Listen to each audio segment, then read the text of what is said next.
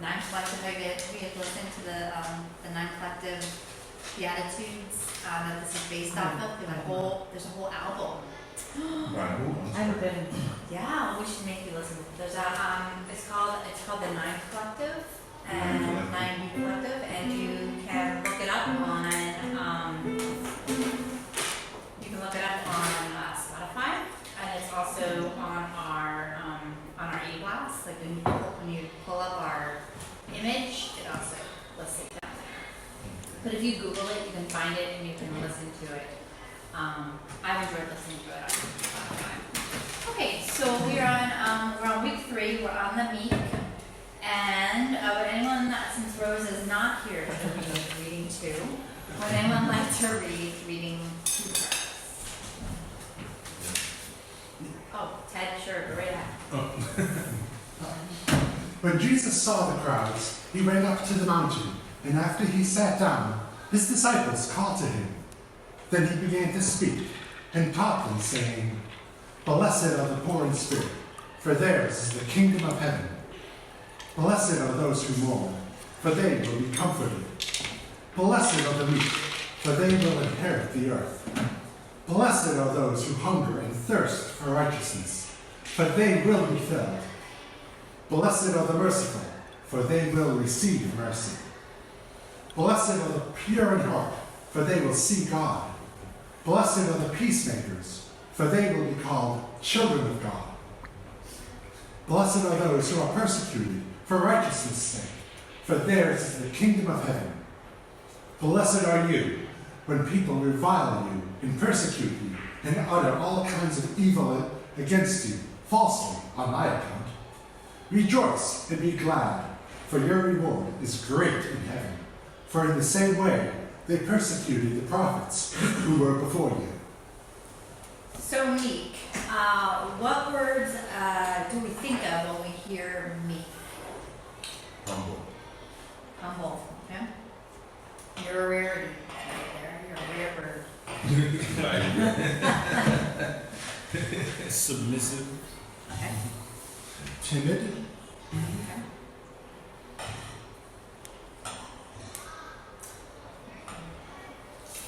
Small.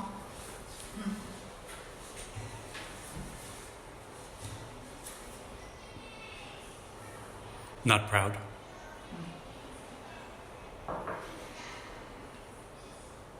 Maybe gentle.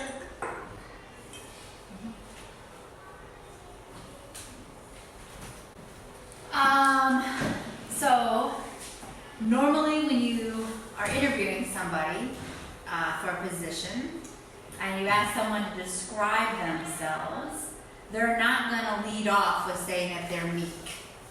Because in our American culture, there are lots of negative attributes, I think, attributed to being meek. I think people automatically assume if you're meek, you're a sissy. Over and over, people say weak, pushover, wimp, doormat, rolling over and taking it. Yes. Gregory Strong says hi. Hi, Gregory Strong. How are you? So, following in my mentor's footsteps, Jason Chestnut, I Googled the image of Blessed are the meek, and these are 3 out of the first 7 images that popped up. So we wonder, first, what the fuck up with the lamb? Sheep. And second, you wonder why we think passive, unable to protect oneself. You totally think Or even think for oneself. It's amazing how similar the photos all are. It's all right. all this, the light is all a certain kind of day. They're all in grass. It's weird. Oh. All the text is white. It is, right? It's really strange. And yet, is it so strange? If that's what we hold up as being meek, and that's what we show as being unique, But who the heck wants to be meek? I mean, I don't want to be a small. I mean, granted, they are cute. But I'm just thinking, Jesus is asking us to be meek, and he's our example. So this has caused me to think of something different, because we know that there's one message that he shared with the masses, and there's another message, a layer of esoteric wisdom. And then you look at him presenting meek, then he at times wasn't meek. Right. And so, Well, it depends on how you define and look at and examine what it means to be meek, right? And so that's what I want to dive us into. Yeah, what? Gregory says that meekness is being comfortable with power. yeah, it's interesting. I like that. So let's dive into some scripture. So Jason did a great job of talking to us or showing us about blessedness. I can only read part of this. What? I can only read part of this. You can only read part of that? Yeah. The rest is in Greek. Yeah, so the middle is Greek. Here's your transliteration, and then here's telling you the verb, noun, adjective, conjunction, all that part. And really, what I want to concentrate on is the praeus, the verb praeus, and actually. This verb is used 3 different times in the Gospel of Matthew. Okay, so I am sure of it. In Bible study, I am sure that my assumptions are correct. I am a Judith, and I'm sure. See, that's humble. I'm not being meek. So that Matthew 5-7, like my whole Sermon on the Mount, is repeated elsewhere, and it's referred back to. And I say that because Jesus talks about in Matthew 11, I believe it's 11, about that we need to be meek, taking on the yoke and being meek. And then I think in Matthew 23 or 24, he talks again and quotes Zechariah, and again the word like meek is used again. So I think Jesus comes back to this. And the reason I think Jesus comes back to this is when you look at like who Jesus is talking to in Matthew, in this whole Beatitude, in the whole Sermon on the Mount section, he's talking to a wide population of people. I mean, right? I think the disciples are there, but I think everyone else is there too. I think there's some Jews, I think there's Pharisees, I think there's Essenes, I think there's probably some Zealots, I think there's the Roman guard. I'm pretty sure there's probably the Roman guard that's standing on the way back. As I was very, very, very, very, very tempted to show you a quote from the life of Brian. I was so tempted to show you that, and I said no to drop some F-bombs. Not that I don't, but they dropped some F-bombs, and I thought I probably shouldn't show it because it doesn't really relate. But there's a really great excerpt, and I should post later, that talks about the Beatitudes. Anyway, so I'm pretty sure that, or thinking about it, I'm not pretty sure. I'm inquisitive about if Jesus is speaking these words, like these whole blessedness, like what do they point to? They aren't specifically Jewish. The things that Jesus is pointing to are counter to what everyone the Jewish culture. They're counter to Roman culture. What exactly are these pointing to? And I'm like, are these just traits and characteristics that we need to have as human beings? Right? Is this what humanity and being human is all about? And I don't know. So I'm pondering with that. But I definitely am sure that Matthew 5-7 is repeated over and over and over again throughout the Gospel of Matthew. I'm 1,000% sure on that. Until I get to chapter 25 and I'm completely proven wrong. So our culture doesn't value meekness, and nor did first century Judaism. Meekness and inherent earth just did not seem to go together in the Jewish mindset of that day. So they truly believed that the way that they had to do that was through power and through overthrowing, through force, the Roman government. And what we're hearing and what we see through the words and actions of Jesus are totally counter that, right? I mean, the Beatitudes totally flip everything of what you would expect completely on their heads, and Jesus does it yet again with this, saying, what do you mean? This is not by force, this is through being meek. So what is this word? What is this word meek? So the root word translated here as meek is used in other literature of the time to mean strength brought under control. So it's the same word that's used to honor about taming a wild horse. It's when an animal is being submitted, is subjugating itself to an authority. So like when you tame a horse, What? kind of thing. That's how you tame a horse, right? So it's not about what. Yeah, you break a Break horse. a horse. So is it like broken then?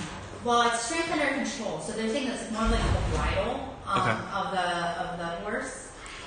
Okay, got it. And so like some really better translations, and then some people say gentleness, some people say it should be translated humbleness. Sounds more like self-control. Well, right. So meekness alludes to conduct towards others, controlling one's own power to permit space for others. I really kind of liked that definition. Someone who is humble, teachable, and patient under suffering. Something about that kind of rung a little bit true, or came. I don't know, I guess I'd like the whole idea of being teachable, right?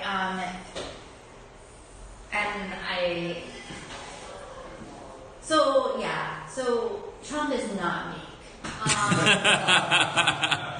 Right, so every time I was reading these, it's like, you're pissed off and you're upset with how things are going, but there's a way of self-controlling and how you present yourself and the issues. And so I was thinking, like, well, how does, we have a president who tweets, and he can't even control his tweets without having to capitalize everything, right? To show that he's super frustrated. So I was thinking, well, what do we see, and how do we see people who are meek, yet who are about, well, I think it's all about the hashtag #MeToo. I think that's a good example of meekness. And the reason I say that is to be meek is to recognize that power is not about using force, but about standing in truth and in love. And so I think the whole hashtag that's going on right now with #MeToo is a good example of what it means to be meek. Because meek doesn't mean rolling over and taking it. I mean, meek means standing up and knowing when to speak truth to power. I think that's what it means. So I don't know if you can read these. So Alyssa Milano, oh my gosh, flashbacks to Charmed. what? Charmed. Well, no, I was thinking earlier flashbacks. Brain beans? What was she on? Brain beans? Brain beans. You don't even know. No. Flashback. How old was I?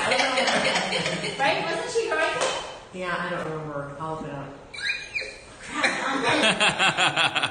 Call me Greg. Well, Greg, Google that, Greg. Anyway, also Milano, if you've been sexually harassed or assaulted, write, quote, "Me too" as a reply to this tweet. So there's 546 replies. So let's say you have a mother, a sister, a daughter. Say you have a father, a brother, a son who can do better. We all can. Hashtag #MeToo. I don't want to hear your quote, shocked over the phenomenon. If you are truly surprised, you are truly complicit. Hashtag #MeToo.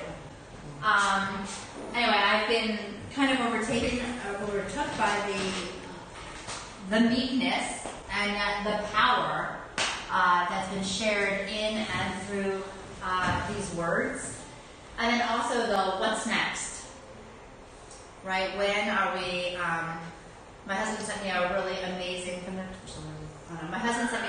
amazing, article, or on a post or something, talking about how we always talk about, we don't name blame the perpetrators. We always talk about the women who've been raped, talking about it as in the passive. And what would it mean to be talking about it in the active? So what's our next step? What's our next step as a community? What's our next step as a church? What's next with Me Too? These women and men and individuals are standing up and using their power to stand in truth and in love. But as a church community, what are we called? How are we called? To stand alongside and to right the wrongs and stop the injustice from perpetuating itself and continuing, because it's an issue that has happened since biblical times and before, and continues.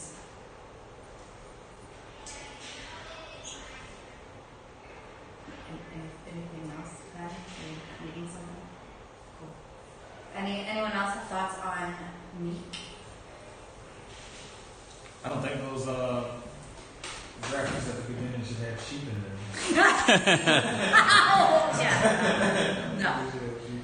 I mean, so what, if you had to redo the graphic, what would you do? You know, if you were going to make a cute little graphic with "Blessed are the meek, for they will inherit." We didn't even talk about it's inherit the earth, right? It's not seize the earth, overtake the earth. It's a generational passing down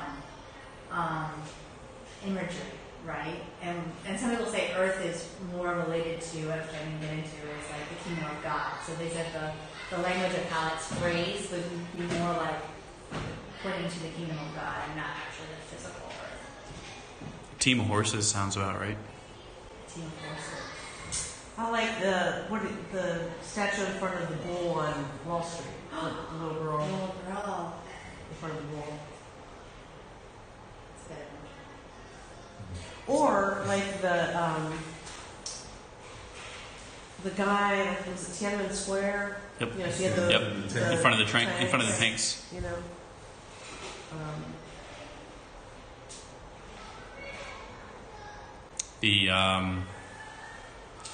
He killed himself later, but the protester in St. Louis who threw the tear gas container back at the police.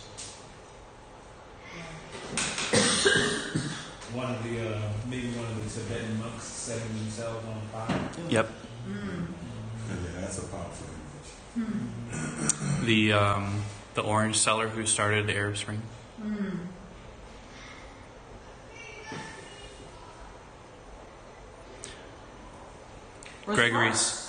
Rosa Parks. Right. Gregory says the woman in Ferguson who stood up against the police. Oh, yeah.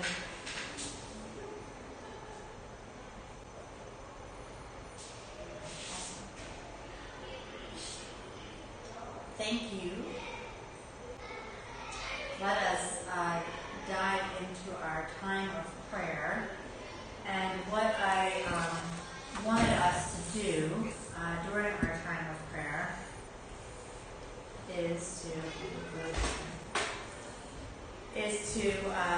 share where we are.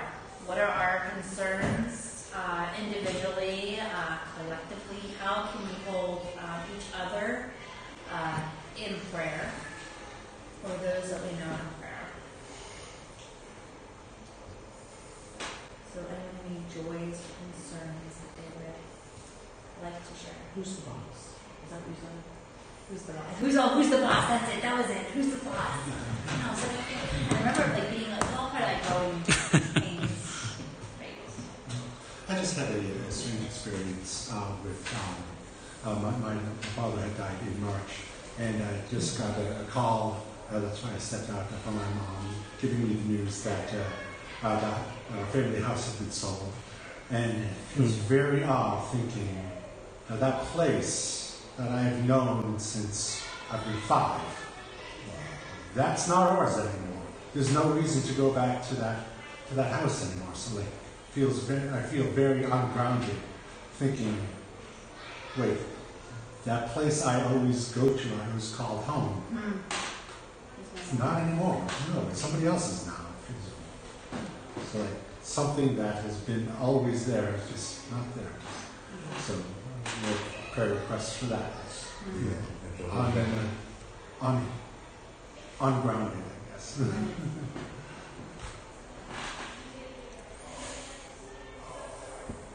I've got a few. Definitely prayers for Somalia. The news, it's really, really strange, but the news, even NPR hasn't really touched it, but a giant bomb went off and killed over 200 people, injured another 300, and like it's so weird, like nobody's talking about it. Also in Kenya, the police shot 30 people who were protesting the results of the election. They just started opening fire, so there's that. Also, Jason, just like on our way over here, he posted a thread talking about how someone I don't know where he is right now, but someone just gave him like a real snide remark where somebody, I guess, had in the group he was with had asked, you know, who's going to be the preacher, and I guess somebody else overheard and said, well, anybody but Jason, and I think it hit him pretty hard. So pray for him right now, and also pray for everybody who is saying the Me Too. I've seen a lot of people say Me Too, and I've seen very, very few people share their story, which to me means that it's hurting them pretty deeply still. So It's a very hard thing to share. yeah. I'm not familiar with the Me Too hashtag. So Me Too is about talking about if you've been sexually harassed, abused, raped, Right. taken advantage of. Somebody put out on Twitter. So somebody said on Twitter. She had the tweet up, but basically, she said if you've ever experienced sexual harassment or sexual abuse, reply to this tweet and just say Me Too. And thousands of people are replying, and now it's spread to like Facebook as well. People are doing it on Facebook. Right. But it's pretty horrific how many people. It puts people in a shell. Yeah. You steal their innocence. Mm-hmm. The predators. Well, because you also have the people that don't recognize. The wrong. Well, in my situation, when I went back to Meals on Wheels and said this person tried to inappropriately touch me when I was dropping off his meal and tried to corner me in his kitchen, they did not do anything. They didn't act. They didn't want to address it with him. Nothing. They told me that I shouldn't have went in the house. That it was my fault. So when you have that told to you and you're 21 years old, it hurts. Yeah. It hurts, and you think about it because it hurts. I mean, and now I can go back and say, well, F them, they were wrong. But that's because I surrounded myself around different people that told me a different narrative. If I grew up in a different narrative, how Right. would I interpret or think about that situation? And it's also because of that complacency that is just continuing. So like what Right. happens to the next person who delivers that person their Right, meal? exactly. Like exactly. so the whole thing came about because of the whole Harvey Weinstein Right. scandal. And like somebody pulled up a video of somebody on the red carpet from 2005. Somebody asked a young starlet, "Hey, you know, what advice would you give to young women who are becoming movie stars?" And her advice was, if Harvey Weinstein invites you to the Four Seasons Hotel for a private party, don't go. That was in 2005. It's 2017, and now it's coming out. But basically, because we ignored that in 2005 and however long before that, it's what it is today. Because we've ignored it.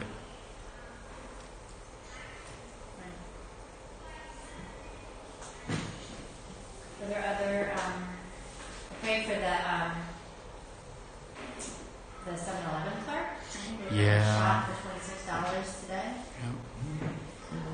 Police. And so we have, what? Our murder rate yesterday was 281. Yeah. I'm guessing, I don't know what we're at I think it's 284. currently. 281. So, I pray for the city and for those who have been affected through gun violence, because while 284 have been shot, the statistics are that only 1 out of 3 people who are shot actually die, because we have such good medical care here in Baltimore. So that's fucking scary. In itself. Yeah, and that's just reported. Right. So Right. 300 shootings times 3, that's 900 shootings. Those are only the reported ones every year. Right. So, obviously Las Vegas is still under PTSD and the amount of counseling and support that's needed for those who were affected. Yep. On our hearts. Puerto Rico is still without food and water and electricity. What? Puerto Rico is still without food and water. Until December. Yeah. Well, they're still trying to get them food and water. They're still trying to get the final death toll. So there was a special report on there's a podcast, 15-minute podcast every morning called Up First. Up first. Yeah. It's made by NPR, and they interviewed one of the guys on the ground there, and they're like, this was back when the death toll, I guess, was like in the 20s, and he's like we have no idea. We have no idea what the death toll is, because in order for us to get a death toll, they have to be registered with the government that they have died, and in the office that does the registering is all computerized, and they have no power. So nobody's counting the people. And in order for even them to get the message, somebody has to write it down, drive to the government building, hand them the piece of paper and said, this person has died. And so like the death toll is, they expect it to increase exponentially as more contact becomes available to the rest of the island, which is wild. Yeah, I've made trips to Puerto Rico before, and it's one straight way, Right. so to speak. And so to see the mudslides and the washed out roads and everything, and the image that I had prior to this is hard to grasp. And I'm talking to friends that have friends in Puerto Rico and asking them, how bad is the situation? They said, I said, you can't run on the news. And the guy said, you're right, you can't. It's 10 times worse. Right. So we're not getting, as I say, we only get the story of the news. And sometimes we'll say his story or her story or whatever, but we're not getting the full story, because Right. even we probably be really, really pissed. Even the government officials on the island don't even know the full story. Yeah. Like that's how are we going to know the full story when they don't even have a full grasp of the full damage? Yeah. That's wild. Yeah. And the people in the mountains area, communication, they're isolated, so it's tough, Now I'm just comparing that to a situation I had last week or so. I lost my phone, and I felt naked, isolated. So you can imagine Right. exponentially how Right. these individuals, these families, and they're migrating, exodus to the mainland. So it's tough. So yeah, that's a need of prayer for the greater good, And speaking of the wildfires in Mhm. California. Oh yes. So my prayer is a selfish one, but I think I'm probably not alone in this. I have disaster/bad news fatigue. Right. Yeah. Like I'm just numb, you know. Yeah. Like I want to care, I want to help, it's just like too much. It's a lot. There's a lot happening. So the tendency is just withdraw, which that's not good either. But it's too much. And I don't know what the remedy is for that. But I'm just numb. I mean, you have to practice self-care. You have to unplug when you need to and take care of yourself more than anything. Because, like, even if you want to help, you can't help unless you are recharged yourself. Right. I mean, so I recently had an op-ed published in the Baltimore Sun, and it was about how I got robbed over the summer. And the volume of vitriolic comments on that article was just astronomical.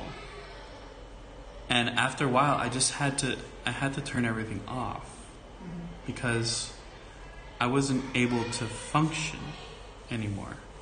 So take care of yourself. Unplug. Get out.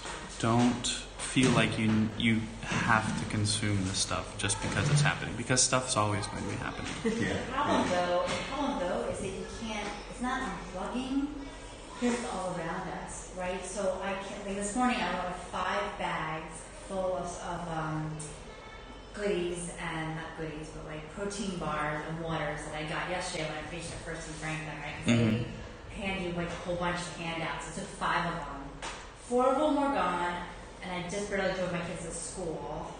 And then on the way back, I had to go pick up someone else's kid because they forgot their kid or something happened in the afternoon. It's all sorry. I got their kid. I come back and I hit one new person, Andrew. So I hand him that one, and then there's like 4 more up the street. It's like you even have fatigue with the number of people that you see on your street corners. Yeah. And it's not just a Baltimore City thing, it's a Baltimore County thing. It's Bedonia Road, it's York Road up in Cockeysville. I mean, so the fatigue is all around. It's not just your news and your Facebook and your Twitter. It's seeing like Just life. the pain of life, like all out and about and around you. I get it, Tracy, because I'm with you on it, and I think it's a big concern. I think if we recall the life of Jesus, we look at him. He didn't go to everybody, and perhaps that's the reason why. Even in And he his took time, time To withdraw. and there were people. You can imagine, so many people came to him for healing. Right. And he only did a few. That we can record. And the rest, their faith had to make them whole. But he couldn't reach the masses the way we wanted to. And I guess that's the human nature of this. There's going to be suffering. And we realize that. Right. So we can't allow ourselves to experience a guilt complex in a sense. We're going to be humane. We're going to do and love our fellow man. But at the same time, we have to understand we can't be everything. The Son of God can't do it all. Right. In that sense, that he could have called 10,000 angels, legions of angels, but he, for the sake of us to understand, I would say, we can only do so much. Even Buddha we feel the same way. So Right. the enlightened ones realize that. Look at India, all that. So. It reminds me of the. Do you guys know the starfish on the beach story? Yes. It's really, really cheesy, and it's like the footprints in the sand. Yeah. You know the starfish on the beach story? No. Oh, hold on. Gregory says, just taking time each day for something we enjoy can be rejuvenating. A quick walk or just daydreaming. So the starfish on the beach story is there was this big storm on a beach, and this guy goes up and he walks along the beach after the storm just to see what happened. And thousands and thousands and thousands of these starfish had all washed up on the beach from the storm. They'd all been blown in onto the sand, and they're all kind of like writhing around on the beach. And he sees another guy walking in the opposite direction, and he's reaching down, and every few steps he reaches down, he picks a starfish, and he throws it back in the ocean. And so like they get closer and closer, and he watches them doing this, throwing the starfish back in the ocean, and finally he gets to where like he can talk to him, and he's like, "What are you doing? Like, there's these thousands of starfish all over the beach. Like, what you're doing doesn't matter. Like, there's thousands of them. They're going to die. Like, what are you doing?" And so the guy doesn't say anything. He reaches down, picks up a starfish, and he throws it in the ocean. He said it mattered to that one, and he keeps on walking. That's the starfish story. So like, there's a lot of pain. There's a lot of stuff, and you can do what you can do, and no more, no less.